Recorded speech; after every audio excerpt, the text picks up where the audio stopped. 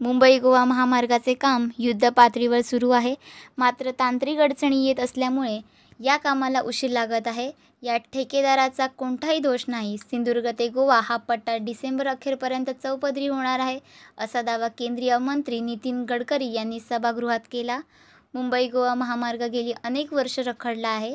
त्याचे काम कधी पूर्ण होईल असा प्रश्न शिवसेनेचे खासदार गजानन कीर्तीकर यांनी सभागृहात विचारला होता. या ठेकेदाराच्या चुकीमुळे हे काम रेंगाळले आहे. त्यामुळे अनेक लोकांना अपघाताला सामोरे जावे लागत आहे, असे सांगून त्यांनी सभागृहाचे लक्ष वेधले. यावेळी नितीन गडकरी यांनी त्याला प्रत्युत्तर दिले. गजानन कीर्तिकर.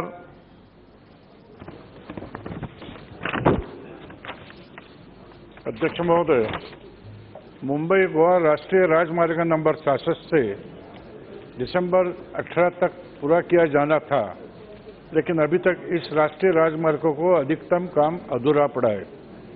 इस राष्ट्रीय राजमार्ग के अंतर्गत रायगढ़, रत्नागिरी और सिंधुदुर्ग जिले आते हैं। इन जिले को रहने वाले लोग और गोवा तक, महाबलेश्वर तक जाने वाले पर्यटक भारी संख्या में है। इस राष्ट्रीय राजमार्ग का आवागमन हेतु उपयोग करते। इस राष्ट्रीय राजमार्ग के समय से पूरा न होने के कारण प्रतिदिन लोगों की परेशानियां सामने आ रही है। महोदय, सरकार ने इस राजमार्ग के अंतर्गत महाराष्ट्र के इंदापुर से कशाडी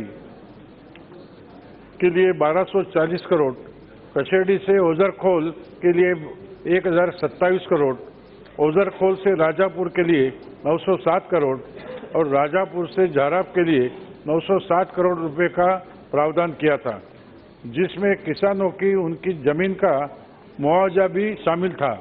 किंतु इसमें से कई किसानों को अब तक सरकार पूरा मुआवजा नहीं दे पाई। अतः मैं सरकार से यह जानना चाहता हूं कि सरकार इस परियोजना के समय पर पूरा न होने के लिए कौन कौन से ठेकेदार जिम्मेदार है। विशेष रूप से माननीय परियोजना के लिए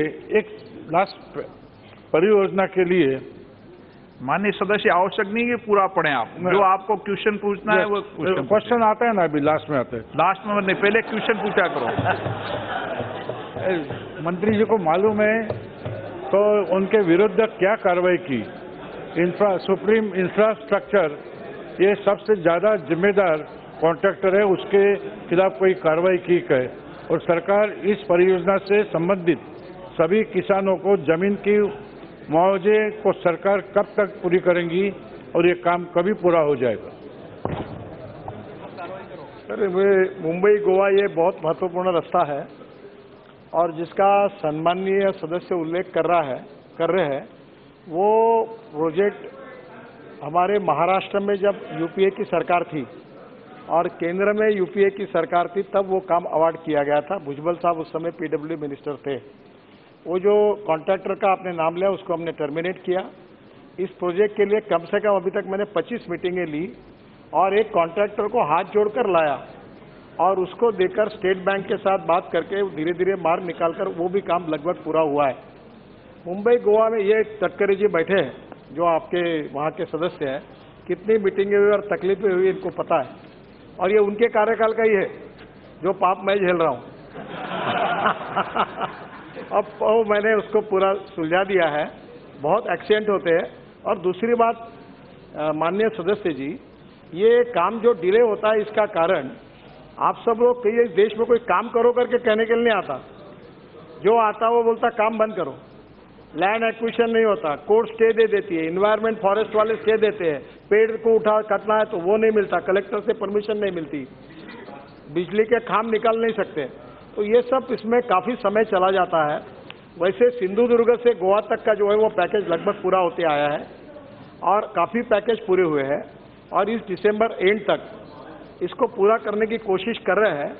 ये सम्माननीय तटकरी बताएंगे कि इनके यहाँ जो फंसा हुआ रोड था वो काफी हो गया है, लगभग हाथी निकल गया, बूंद बाकी रही है, उतना ही है।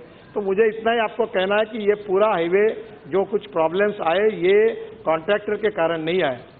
ये कॉन्ट्रैक्टर अगर जमीन नहीं देंगे हम तो कॉन्ट्रैक्टर काम का वो मशीन लेके खड़ा रहता है। तो अब लगभग सब प्रॉब्लम निपटाया गया। और आप जो बोल रहे हैं लैंड एक्विजिशन का प्रॉब्लम, मैं आपको एक बताइए किसका प्रॉब्लम है। 100% प्रॉब्लम रिजॉल्व कर दिए गए हैं। इसके ऊपर भी आपके पास कोई प्रॉब्लम होगा तो मेरे पास ले आइए, मैं उसको सुलझा दूंगा। दिसंबर एंड तक मुंबई गोवा का काम पूरा होगा।